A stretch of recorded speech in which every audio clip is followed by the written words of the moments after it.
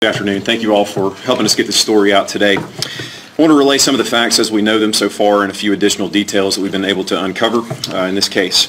On July the 13th at approximately 9:34 p.m., the Hoover 911 Center received a call from a 25-year-old female on I-459 southbound near mile marker 11. She reported that she saw a toddler walking on the side of the interstate. After calling 911, the caller stopped to check on the child and also called a family member to report the same details. The family member lost contact with the caller, but the line remained open. Police officers who were already en route to the location of the initial 911 call located the female's vehicle as well as some of her belongings at the scene. They were unable to find her or a child in the area, and Hoover police have not received any additional calls of someone missing a small child. Detectives are currently investigating these incidents and are requesting the public's assistance to help locate Carlee Nicole Russell. She's described as a 25-year-old black female who is 5'4", 150 to 160 pounds.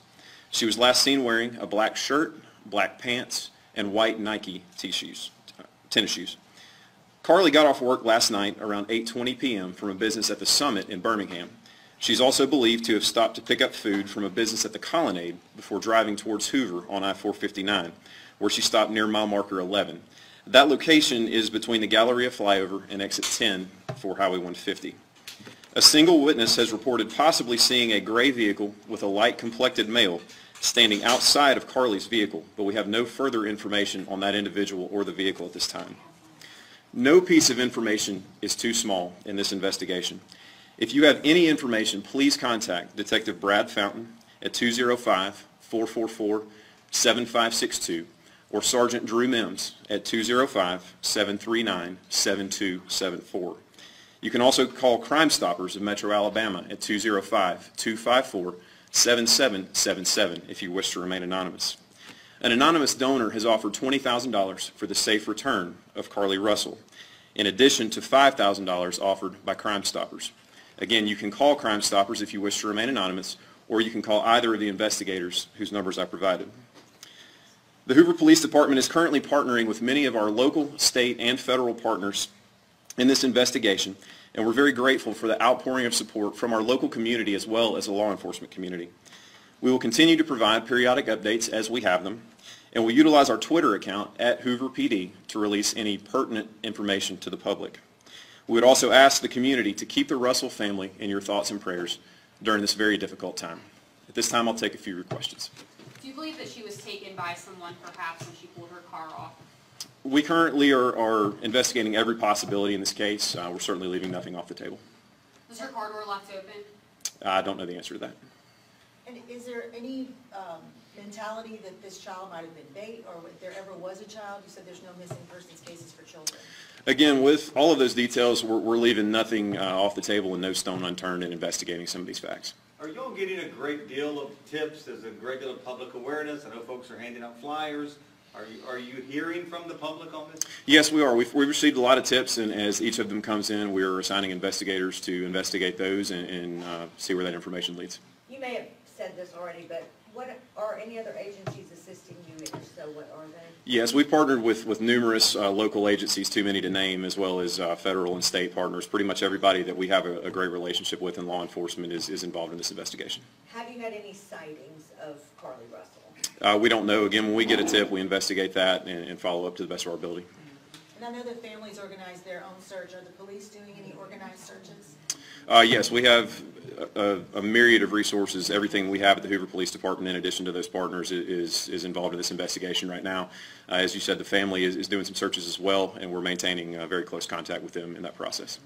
Do we know if Carlee had hung up, or did the dispatcher hang up when you guys had got that initial call? Carlee was actually on the phone with a family member when the call was terminated. However, the phone line remained open, and we followed up from there. But she had called 911, correct? Yes. So how did that 911 call end? I'm not sure. Is there a way we could get the 911 call?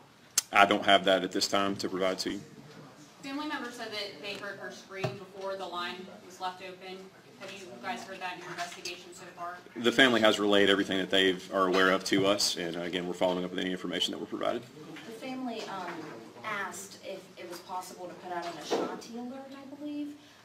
Is that something that could have been done when you guys got the notification that she went missing? So alerts of that nature are handled by Aaliyah, and we've provided all the facts of the case as we currently know them to them for them to review the case, and if they deem that to be appropriate, they will issue an alert. Can you tell us who people should contact over the weekend as the search kind of continues? Yes, I'll repeat the same numbers. The two gentlemen to my right are Detective Brad Fountain and Sergeant Drew Mims. They're with our Crimes Against Persons unit. Detective Fountain's number is 205-444-7562.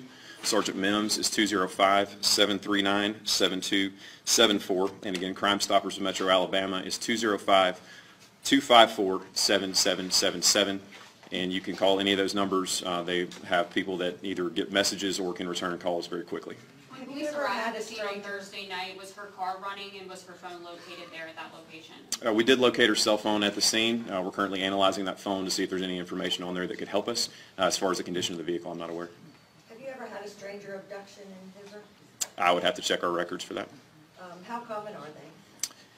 Again, each case is unique, and this case is certainly a unique instance in our city, and we're doing everything we can to solve it. Is there a staging area that you guys would be staging for searching or anything like that? The police department is handling all of our resources internally, and if we need additional resources, we'll reach out to our partner agencies. Does the missing woman have any mental illness history or any physical conditions that people should be aware about? I can't speak to that right now. Last question? Interstate cameras matches some of the descriptions of a car. Has that matched in the area down the road and all that? We're currently reviewing any resources like that we have available to determine if there's any usable evidence from that.